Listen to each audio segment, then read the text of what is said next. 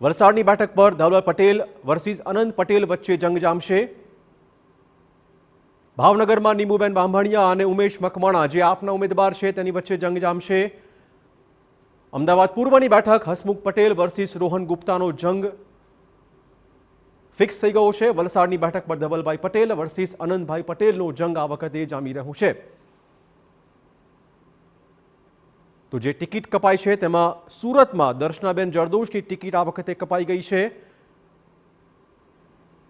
નવો ચહેરો સુરતમાંથી ભાજપે મેદાનમાં ઉતાર્યો છે। કેન્દ્રીય પ્રધાન દર્શના જરદોશની ટિકિટ કપાઈ।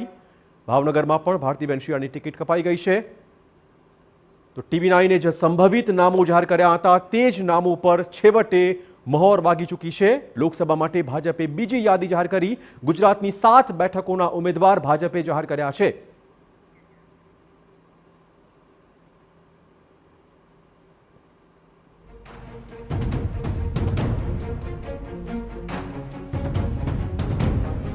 ટિકિટની જે ફાળવણી છે મુકેશભાઈનું નામ છે। મુકેશભાઈ શું કહેશો? ભારતીય જનતા પાર્ટીમાંથી મને ઉમેદવારી પત્રક 24 સુરત લોકસભામાંથી ભરવાની તક મળી છે।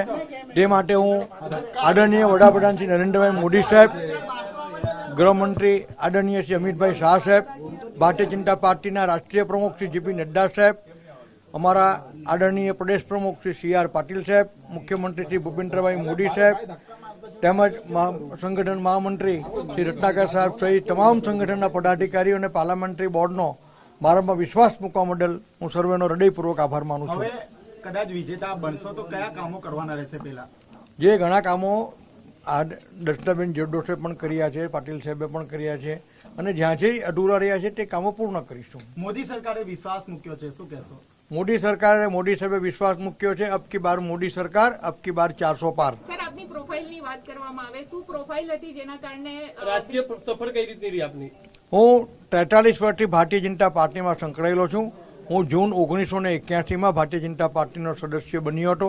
ત્યારબાદ મેં યુવા મોરચામાં શહેરના ઉપપ્રમુખ મંત્રી, પ્રદેશના ઉપપ્રમુખ મંત્રી યુવા મોરચામાં, ત્યારબાદ દક્ષિણ ગુજરાત વિદ્યાર્થી સેલના કન્વીનર તરીકે, ઉપરાંત શહેર કારોબારી સભ્ય તરીકે, વોર્ડમાં વિવિધ હોદ્દાઓ અને સુરત મહાનગરપાલિકામાં સતત 3 ટર્મ મડાજન પાલ પાલનપુરમાંથી કોર્પોરેટર તરીકે, 5 ટર્મ સતત સ્ટેન્ડિંગ કમિટી ચેરમેન તરીકે અને ત્યારબાદ છેલ્લા 3.5 વર્ષથી ભારતીય જનતા પાર્ટી સુરત મહાનગરના મહામંત્રી તરીકે હું મારી ફરજ બજાવી રહ્યો છું। મારું એજ્યુકેશન BCom MBA છું, MBA વિથ ફાઇનાન્સ અને MBA વિથ CIS એટલે કે કોમ્પ્યુટર ઇન્ફોર્મેશન સિસ્ટમ અને LLB એટલે ટેક્સેશન। તે ઉપરાંત હું લાલભાઈ કોન્ટ્રાક્ટર સ્ટેડિયમમાં સુરત ડિસ્ટ્રિક્ટ ક્રિકેટ એસોસિએશનમાં એક્ઝિક્યુટિવ કમિટી મેમ્બર છું। એમાંથી આ ક્રિકેટ કમિટીનો હું વાઇસ ચેરમેન છું।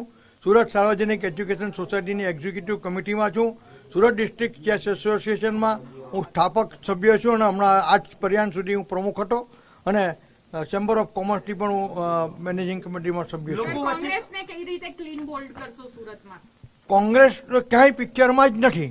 કોંગ્રેસ પોતાની ડિપોઝિટ પણ બચાવશે ને તો એ આશ્ચર્ય તો જ માંડ એની ડિપોઝિટ પણ બચે એવું લાગતું નથી। સુરતમાંથી ડિપોઝિટ દૂર થશે? 100% એની ડિપોઝિટ દૂર થશે। કયા મુદ્દાઓને લઈને લોકો વચ્ચે જશો?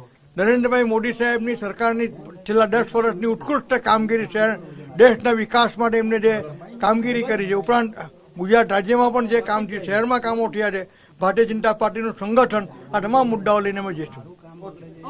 જે રીતે જોયું તે પ્રમાણે મુકેશભાઈ છે આપણી સાથે। મુકેશભાઈ જે છે શું આપની પ્રોફાઇલ રહી? મુકેશભાઈ, આપની જે લોકસભાની અંદર તમારી જે ટિકિટ ફાઇનલ થઈ છે સુરત લોકસભા, અમે વિકાસના મુદ્દાને લઈને ભારતીય જનતા પાર્ટી અને હું મેદાનમાં ઉતરીશું। શું આપની રાજકીય સફર રહી અને આવનારા દિવસોની અંદર સુરત માટે કઈ રીતે કામ? હું ભારતીય જનતા પાર્ટીના સ્થાપના કાળથી 1981થી ભારતીય જનતા પાર્ટીમાં જોડાયેલો છું। આજે મને 43 વર્ષ। તો આ હતા સુરતના બીજેપીના ઉમેદવાર મુકેશ દલાલ, જેમણે પણ પોતાની જીતનો દાવો વ્યક્ત કર્યો છે। ટિકિટ મળવાથી તે પોતે ખુશખુશાલ છે।